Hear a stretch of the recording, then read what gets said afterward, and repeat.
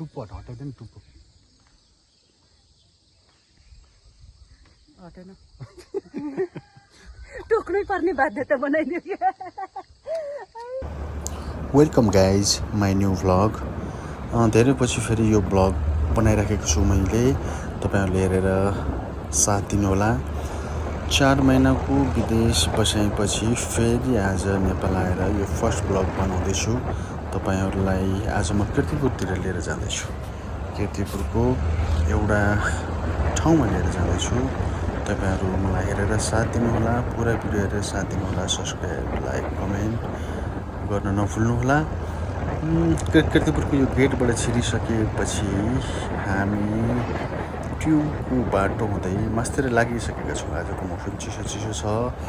पानी पर्ला पर्ला जस्तो छ तर पानी पर्न सकिरहेको छैन यतिखेर बेलुकाको 4 बजेको छ तपाईहरूले पुरा भिडियो हेरिदिनु होला अनि तपाईलाई के कस्तो लाग्छ सल्लाह सुझाव पनि दिनु होला हामी कीर्तिपुरको गेटबाट मास्तिर निस्किसकेका छौँ यो ट्युबको गेट कटिसकेपछि हामी कीर्तिपुरको एउटा ठाउँमा जानेछौँ तपाईहरूलाई कहाँ लानेछु त्यो चाहिँ तपाईहरूले भिडियो नहेरिकन नछुटाइकन साथ दिनुपर्नेछ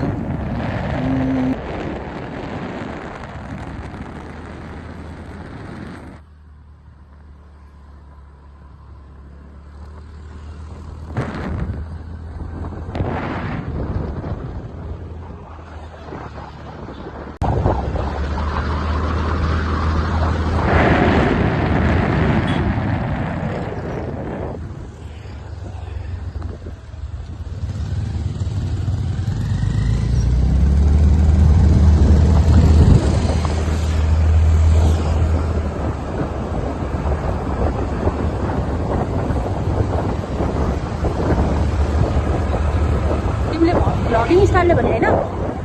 सक्यो अब यो माथिको छैन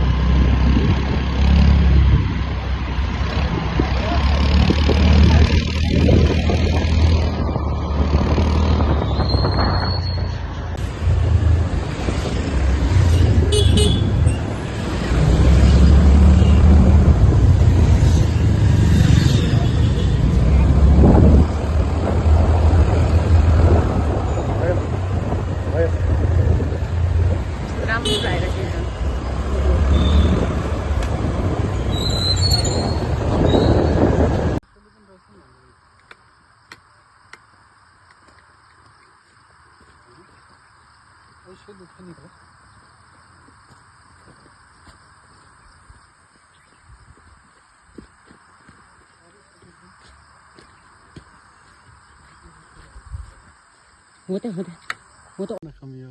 झन् यत्रो मेहनतले टिपेको छ टिपेको होइन यसलाई चोरेको भनिन्छ चोरेको होइन यो आफ्नै बारीको तिम्रो बारी माथिल्लोपट्टि तल्लो घरको चोरेको तिम्रो होइन हो त्यो साँझ निचेको छ तिम्रो साँझ माथि यसलाई बकैदा चोरे खाएको भनिन्छ झरे यार मुखबाट कुन चाहिँ डङ्किनीले मेरो भाग्य खोस्यो मलाई माथिल्लोपट्टि हो र त्यसमा ढुक्क चाले खाएको त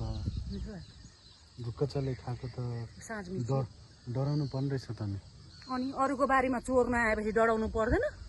होइन त मैले त हाम्रै बारी होला भन्ठानेर यति ढुक्क चाले खाएको हुन्छ 6-7 वर्ष तिम्रो पनि घर हुन्छ मलाई पनि दालमा राख्नु ल खाएको खाइ हो खाऊ भने पनि म ज्ञानी मान्छे खाऊ भने खाएको खाएकै हो नखाऊ भन्छ भने खाँदै खाँदैन अरे क्या फल्न त धेरै नि फलेको रहेछ यस्तो जङ्गलतिर फल्छ नि गाउँको मान्छेहरू के भएर उयो भएको थाहा छ यस्तै अर्ग्यानिक खाना अर्ग्यानिक फुड खाएर त यस्तो भएको नि बलियो ल खानु न त्यो त खाऊ न यो टुप्पो हटाइदियो नि टुप्पो हटेन टोक्नै पर्ने बाध्यता बनाइदियो क्या चोरा जे कुरा पनि खासमा भन्ने नै हो भने चोरा खाएको एकदम मिठो हुन्छ नि डरसहित खानु पनि मजा हो क्या मिठो पनि अमिलो पनि विगत लामो समय भइसकेको थियो आफ्नो प्रोपर्टीतिर हेर्न नगएको आज यही न्युले पनि मासतिर आयो ऐसल्यु पाकेको रहेछ ऐसल्यु मजाले खाइयो अनि हामी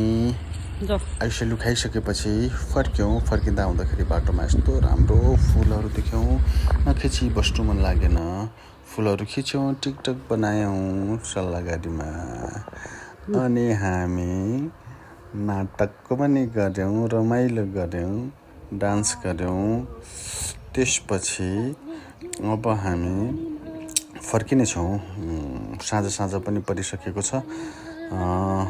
त्यसकारण अब हामी फर्किनेछौँ यति समयसम्मको लागि साथ दिनुभयो हेरिदिनु भयो तपाईँहरूलाई धेरै धेरै धन्यवाद भन्दै अब अर्को भ्लगमा भेटौँला ओके बाई